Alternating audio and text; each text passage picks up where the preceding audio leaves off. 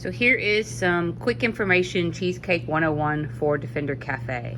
We are going to be using a springform pan, and we're going to put a little parchment paper in the bottom.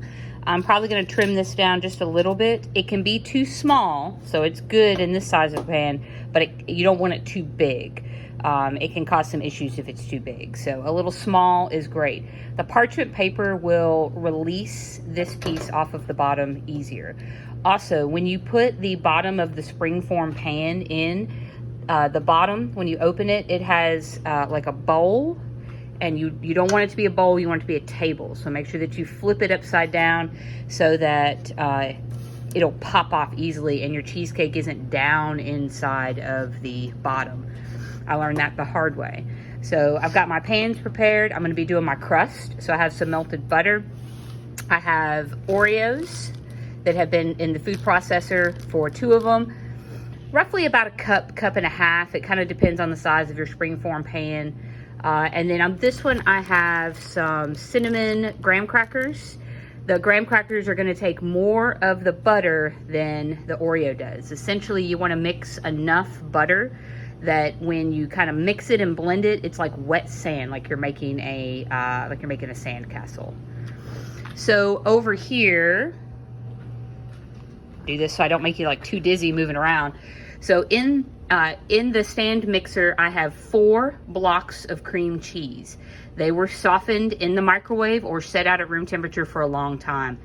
You want to make sure that those are really soft. That is very important when you're making any type of cheesecake like filling. So 4 blocks softened cream cheese and a cup and a half of regular sugar. You can use like powdered sugar, but a lot of times I just use the regular granulated sugar. So I put this in the food mixer, in the KitchenAid mixer, and I have whipped this. I've creamed these 2 things together. So fat and sugar, you beat them together until they're very, very light and fluffy and smooth. And you can see how smooth and fluffy this is. This is what it should look like. You do this for, if you were making cookies, it would be butter and sugar. For cheesecake, it's cream cheese and sugar. Next, I have 4 room temperature eggs. When making cheesecake, typically I go about 1 egg per block of cream cheese. So however many blocks of 8 ounces of cream cheese I use 1 egg for that. So now that I have whipped these together, I'm going to add an egg 1 at a time. And when it comes to doing our Defender Cafe, to make sure we have no shells, we always use a side bowl to crack our egg. If we crack an egg directly into the bowl and there's a shell that gets lost in there, that is a physical contaminant. And if you crack an egg open and there is something gross inside of there, if the egg is bad, then you have ruined your product. So if you put it in the side bowl, and you want to add them 1 at a time. So I crack an egg in there, and then I add it and I blend it on medium until I don't see the egg anymore. Crack another egg, blend it until I don't see it.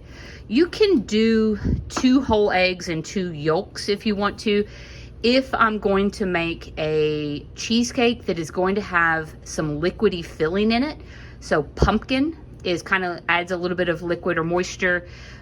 Coffee, so when I'm going to do one with a mocha and add espresso to it, that's going to add a little moisture. So if I'm going to add a little moisture to it, then I usually just use 2 yolks, 2 whole eggs. And but if I'm going to do like an Oreo one, Oreos don't add any moisture, I'll go ahead and add the 4 whole eggs. And so you don't want to add the flavoring till the end. So basically it's cream cheese, sugar, cream them together. Eggs come next, and then I put some vanilla and then whatever flavoring. So depending on what type of cheesecake I'm making, but this is just a basic cheesecake. This one's going to be strawberry, and then I actually swirl it in. I'll do a little video on how I swirl the strawberry in.